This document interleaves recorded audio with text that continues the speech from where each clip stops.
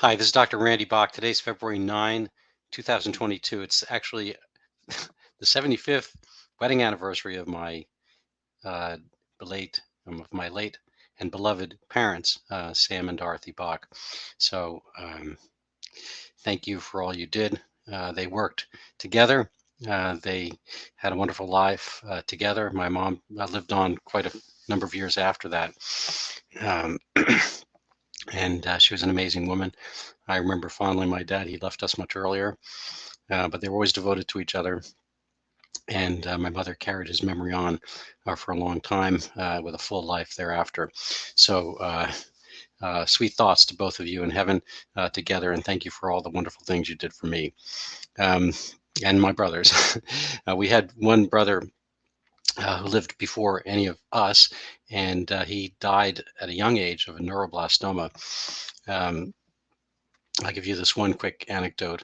Uh, Perhaps if it holds interest for you as it does for me.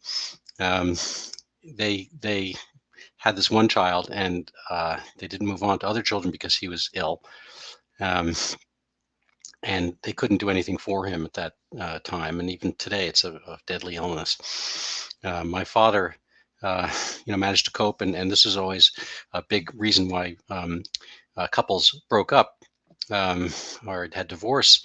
To have the death of a child, a first child, is devastating. They stayed together at the funeral. Uh, my mother's aunt um, came up to my dad and said, I know what caused that illness. His stomach had a cancer. She was mischaracterizing it, and it's because you had him in a car seat.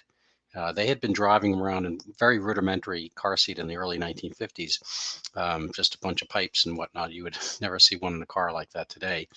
My dad was a very mild mannered guy, um, erudite and thoughtful. And apparently, at this moment, he was ready to, go at her. He was so devastated, and he was, I guess, never really got over the ignorance of that comment, and in some way to impute guilt on their part that they were, had some way done in their son by giving him the gift of letting him go around and see the world in the short number of years that he had, three and a half.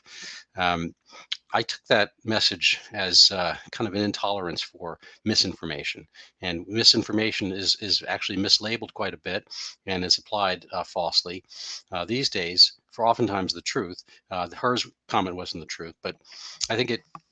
My dad, not just from this incident, but just in general, always instilled in me and my brothers to find the truth and to find what actually happened, and don't be satisfied with pat answers.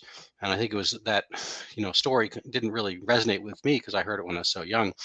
But in retrospect, I mean, I've taken that as a bit of a ethos, a challenge to carry on and look for the actual facts. It's not enough to say things the first thing comes into your head or belief and so forth when grave emotion and the turning of lives one way or another hold in the balance. Anyway, so I apologize for that long introduction, but today is an interesting day. For me, my mom always thought, I mean, I guess she wondered why February, why get married in February? It was in New York City, it was cold. They had a lot of snow around that time, and they had much more trouble getting around the streets. And perhaps we do now. The snow plows were not as developed and so forth. Um, but my dad and frankly all of my brother's other potential suitors had gone away to World War II, and right in my mom's prime, when people married earlier and more frequently back in the late 1930s, early 1940s. And my mom had to take a break along with the rest of the world for World War II. And my dad was one of the fortunate ones who came back. And so they married in 1947 after a little hiatus of, I guess, my mom's picking and choosing whom she might choose to marry from the bunch of suitors that she had at the time. She was a very vivacious and charming young woman, from what I understand. She was talented, she's artistic, and all that kind of stuff. And things were a little bit different. If you want to get a real window on that world, I recommend this book by Herman Wouk, Marjorie Morningstar. It's really an excellent view of the kind of the dating scene and how people carried social relationships back then. And it's a marvelous. He's a marvelous writer. He wrote *The Winds of War* and *The Caine Mutiny* and so forth. So, anyway, book reviews, my parents' anniversary, memories, and search for the truth. So, I'm not going to give my usual talk for a Wednesday evening as part of the coronavirus conversation. In part, I'm not quite fully talked out, but I had an excellent conversation a couple of days ago with Dr. Jay Bhattacharya from Stanford, an epidemiologist, economist, and physician who, along with Sunitra Gupta and Martin Kulldorff from Oxford and Harvard, respectively, authored the Great Barrington Declaration in the fall of 2020, which emphasized focused protection, letting society as a whole open up and focusing our protection on those most vulnerable, basically the elderly and the infirm. And, it's very fascinating to me that Doctors Collins and Fauci, the NIH and NIAID, were recently uncovered through Freedom of Information Act to have pilloried those eminent researchers and physicians and done everything they could to cast focused protection as a misinformation, when in fact, of course, it wasn't, and was very valuable.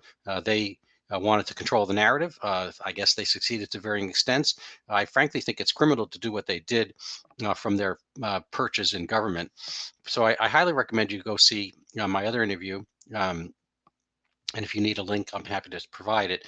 But I think that you should, you'll probably get a lot of amazing information from Dr. Bhattacharya. He's one of the brave soldiers out there in the epidemiologic sense. If in fact this is epidemiologic war in one way or another, or the war for our hearts and souls and our freedoms.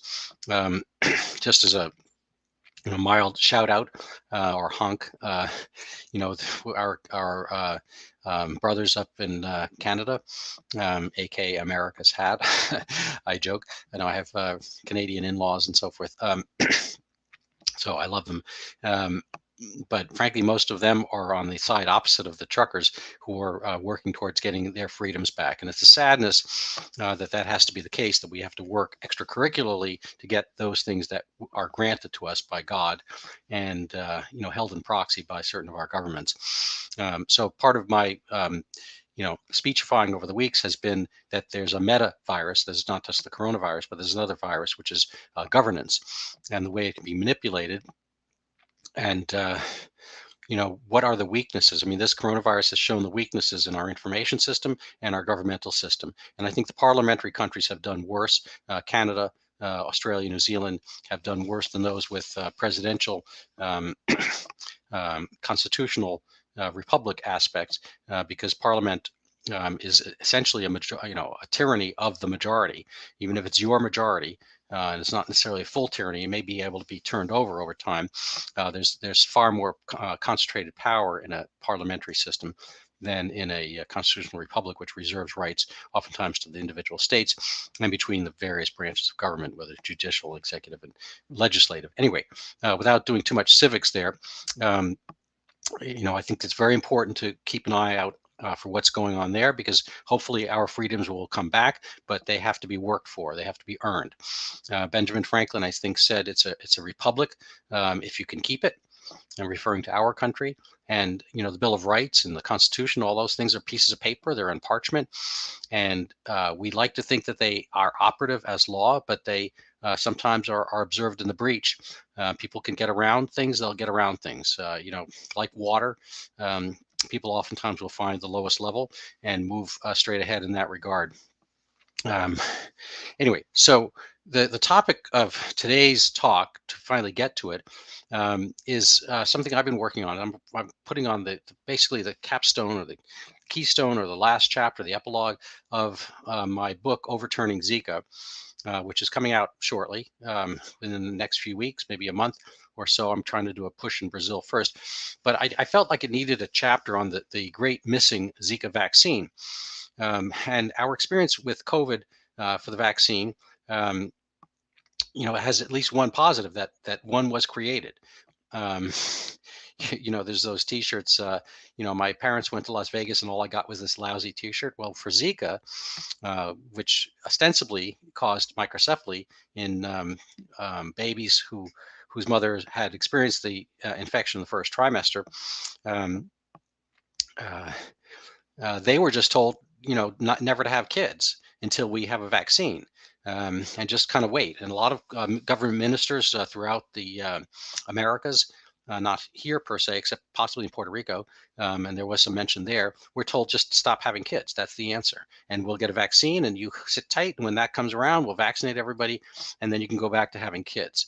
So that I thought was an amazing incident right then and there. I mean, it's really never been mentioned from public health officials to stop having children.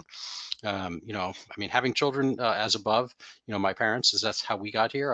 Wouldn't be talking to you if somebody hadn't had kids, and presumably nobody's going to be talking to anybody else unless we carry on the race. So, we're here to produce. We're also here to reproduce.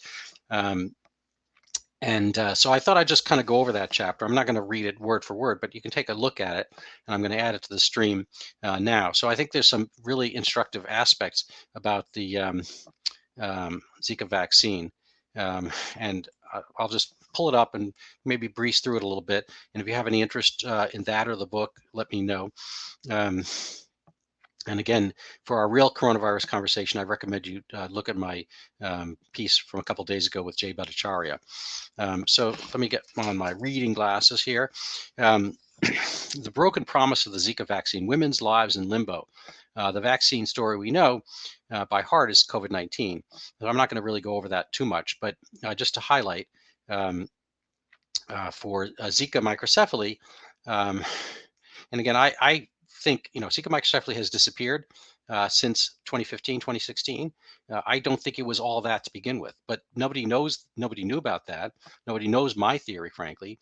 And everyone in the public health establishment is still, hewing to the theory that that Zika microcephaly was real. And so they're working under the threat that this can come back anytime. And in the meanwhile, like I said here, government ministers in various countries, Colombia, El Salvador, Jamaica, parts of Brazil, told people to stop having kids until a vaccine could be developed, at least in part.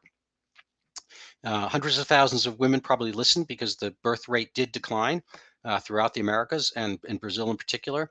But now it's 2022, 7 years later, and there's been no Zika vaccine. Part of that reason is clearly it disappeared, so maybe there was a little bit less push, less emphasis on creating a vaccine. And so public health specialists who pretty much see them as generals in an epidemiologic war, they don't want to start a vaccine trial with no upside. If nobody's getting sick from the illness, there's only going to be vaccine problems and side effects and no benefit, and that can give vaccines a bad name. So a lot of the public health aspect, the root word of public health is the same as the root word for politics. And I think there's a political aspect, a political equation. That being said, they still, managed to do things poorly. And we're going to get to that in a second. So in comparison, however you feel about the vaccine, there was a promise of a vaccine. It was delivered for COVID, that is. So, I'm actually quite a fan of Operation Warp Speed. I think it's, one of Donald Trump's greatest achievements. And however you feel about vaccine mandates and the vaccine itself, and whether it still is pertinent in 2021 and 2022, once the vaccine has, once the virus itself has moved on from the ancestral version, I personally don't think it has the same efficacy and power and force and usefulness as it did, as if we could have had it, in 2019 before people got sick. That would have been the best, like a flu shot. You get it beforehand. But even so, I think it's, pretty much helped with the ancestral version, and to a lesser extent, the following alpha, beta, delta strains. I think Omicron is too far away from the original version to really be usefully covered by the ancestral vaccine. And I've covered this before. We've moved on from certain monoclonal antibodies as treatment once they age out, and we haven't done that with the vaccine for some reason. But anyway, but either way, The Operation Warp Speed, the COVID-19 vaccine, was an unprecedented tour de force. It combined the speed, innovation central to business with the funding, bureaucratic reach, and lifting of liability needed from government. So this, is one of the most amazing things ever happened. Kind of it's almost the Manhattan Project of vaccines, and everyone should be applauded. You know, in its rollout, especially considering that it was a novel vaccine mechanism, encapsulating mRNA within a lipid nanoparticle shell. Um, so, you know, in business, you want to underpromise and overdeliver. I think that you set reasonable expectations, then knock them out of the park.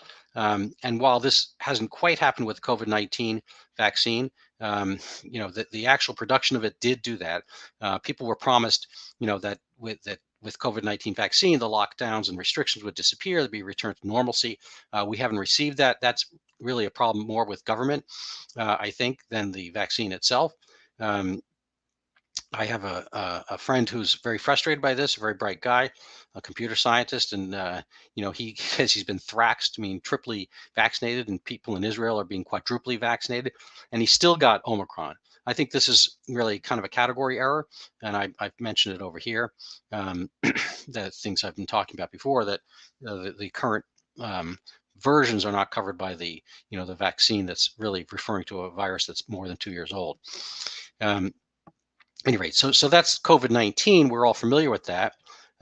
But what about the Zika vaccine? Again, nobody's really heard of it because it never came into production. So I have, like the little engine that could. I have the little Zika vaccine engine that couldn't. And this, the COVID-19 story is obviously one of imperfection because it involves humans.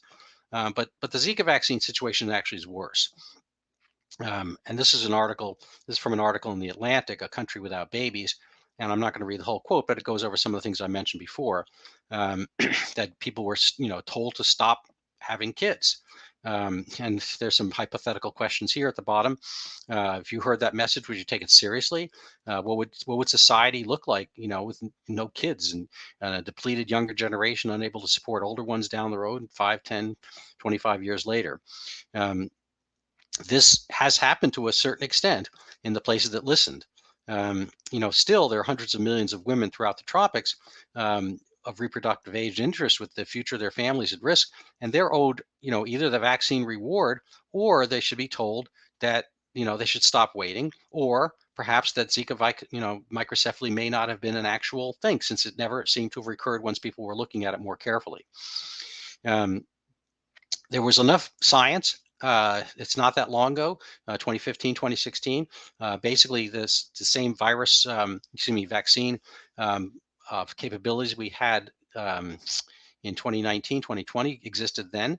And frankly, one of the vaccine types was a similar mRNA vaccine. It was proposed by Moderna, and they might still do one later on. We'll get to that. And there had been existing vaccines that could help. Dengvaxia, which is a vaccine for dengue, as you might imagine, had started in 2009, and Zika and vaccine are pretty much twins. Zika and dengue are pretty much twin viruses. They share, I think it's mentioned later on here, but they share about 60% of the same genome, and they're indistinguishable physically. Zika, if it does cause any human illness, causes a mild version of dengue. It may or may not actually do that, but we'll leave it at there. There was some problem with Dengvaxia because people thought that there was, potentially more severe disease if you were vaccinated and got reinfected. So there was, there was the capability of making the dengue vaccine equally. They could have made Zika vaccine. It's pretty much the same thing, same virus. They're in the same family. They're both flaviviruses, and they're, again, almost the same genome. So there's all this excitement when Zika, was a thing in 2015 and 2016. And if you just look on YouTube, here's some videos about making a Zika vaccine, developing Zika vaccine. Human trials for Zika vaccine are going to begin. But these are from 2016 and into 2017. And things kind of like stalled. We have our friend here again, Dr. Fauci in the New England Journal, considerations for developing a Zika virus vaccine. But all these were like your New Year's resolutions. You make them and then you break them as time moves on. Uh, Sanofi, which made the dengue vaccine, here's the chief scientific officer talking about it. He was very optimistic. He thought Zika qualified as something that was a big enough problem for you to kind of pull the trigger um, um, for a vaccine.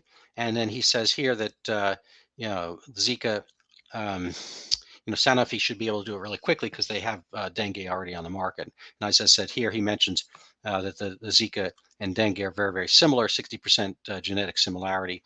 And Dr. Fauci is optimistic as well. In 2016, we're going to get on this right away, basically by the end of that year. And then phase 2 trials did begin at a number of sites. There was, $1 billion had been approved by the U.S. Congress, and there was a lot of research money to go around. So they were going to do this in the United States and certain tropical countries in the Americas.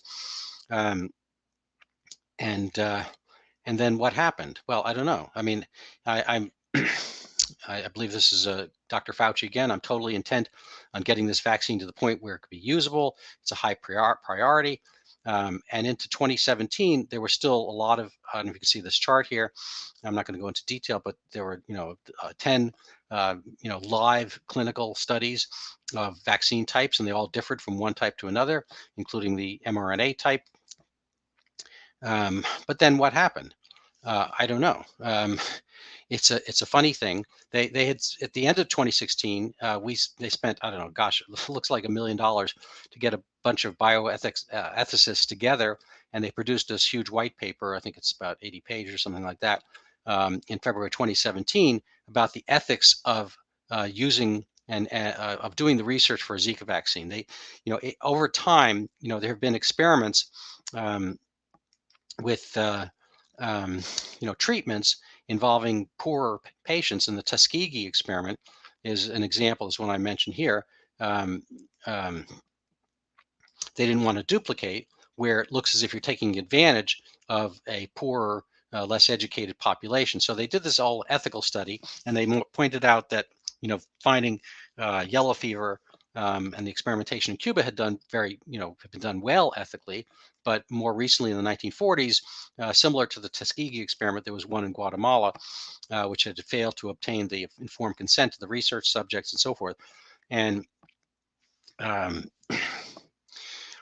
so they were kind of chewing on this question whether a Zika vaccine trial should purposefully infect individuals. It's so-called controlled human infection model, or CHIM. And the answer was no. Where's the answer here? This is kind of the key page. I've made the highlights and the red marks. The ethical considerations for Zika virus human challenge trials. And so the real question is, can a Zika virus human challenge trial be ethically justified? That is, to give people Zika if they didn't have Zika. And they come up with the answer, no, don't do that. And yet, when Zika disappeared, that should have been, frankly, reasons just to kind of shelve the whole thing and take away the emergency status. And so, beyond everyone's wildest hopes and dreams, Zika disappeared.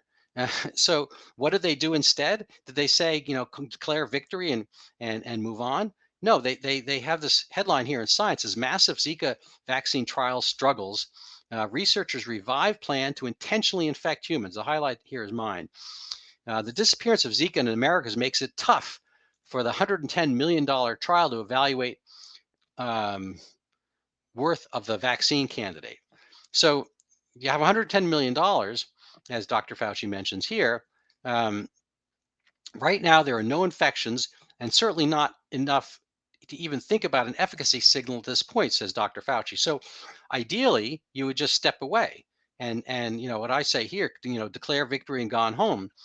But in fact, they didn't.